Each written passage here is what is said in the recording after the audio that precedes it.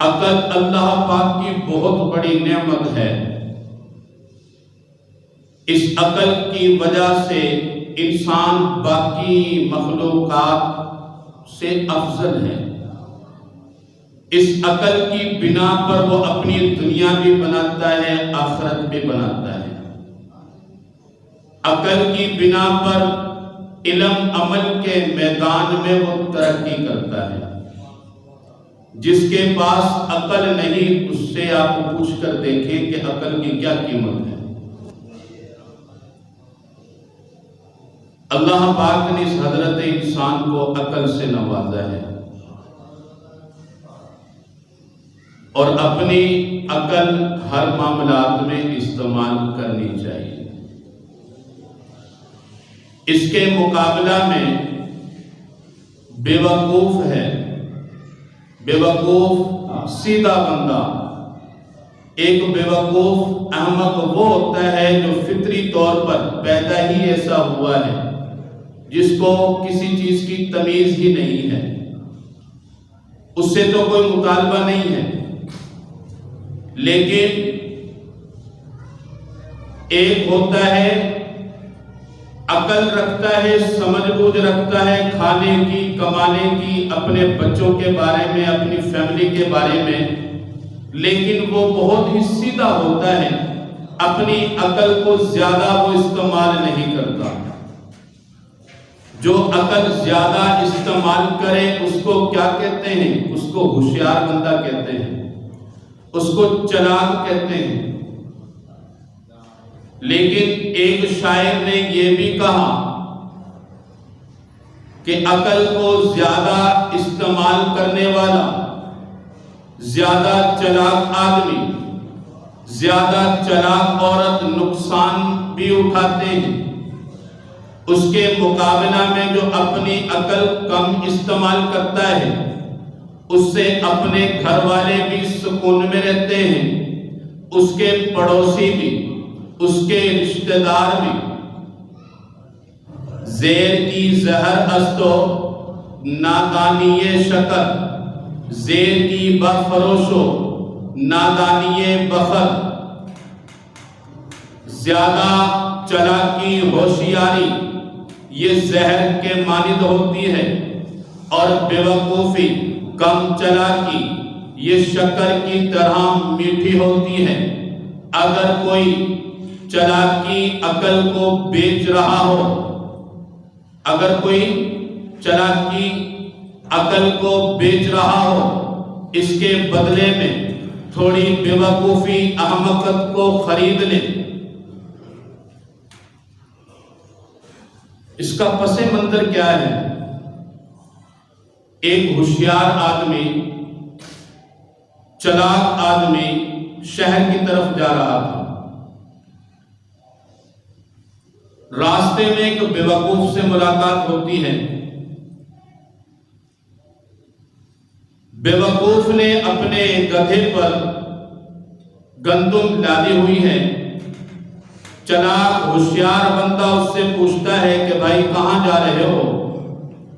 اس نے کہا کہ یہ گندم ہے، اس کو میں لے کر جا رہا ہوں۔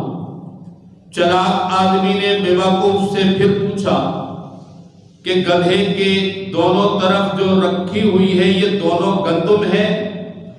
اس نے کہا کہ دونوں طرف گندم نہیں، ایک طرف گندم ہے اور دوسری طرف ریت ہے۔ کیوں رکھا ہوا ہے؟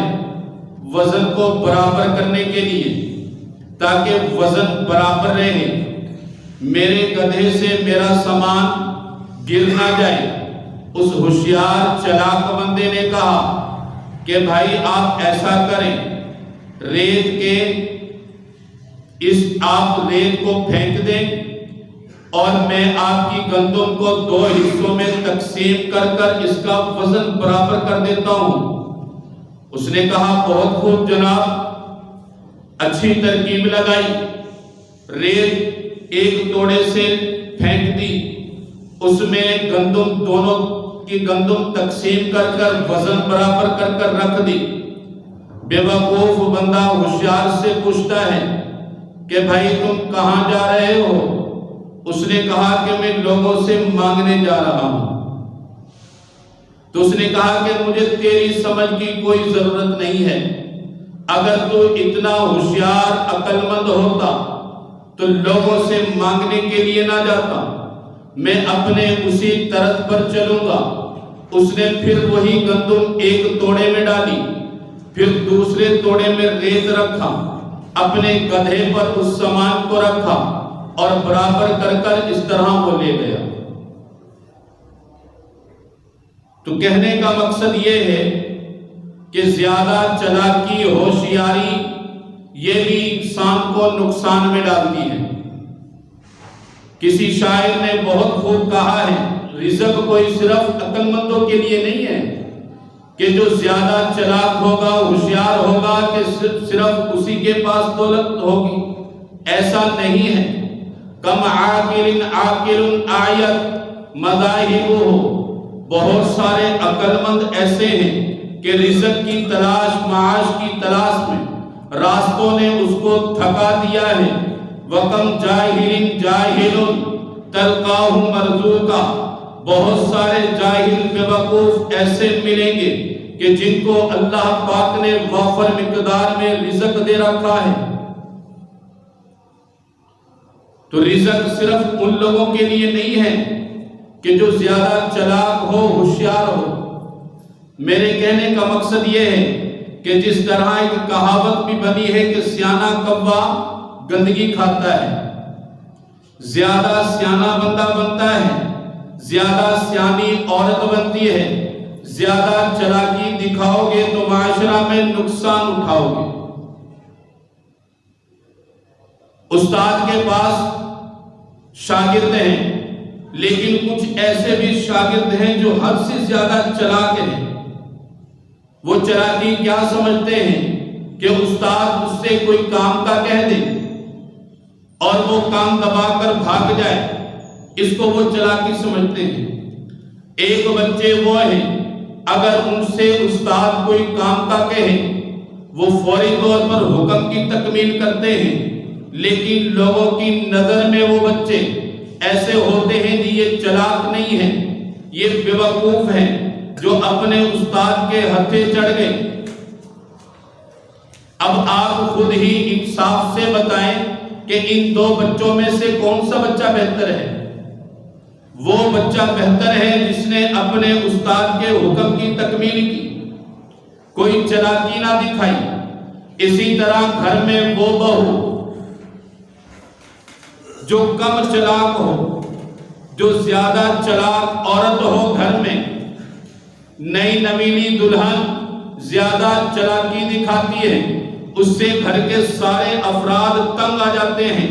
اپنی چلاکی وہ اس بارے میں سمجھتی ہے کہ میں گھر کا کوئی کام نہ کروں، میں اپنی ساسو ماں کے ساتھ اس کا ہاتھ نہ بٹاؤں۔ اس کو وہ کیا سمجھتی ہے؟ چلاکی سمجھتی ہے۔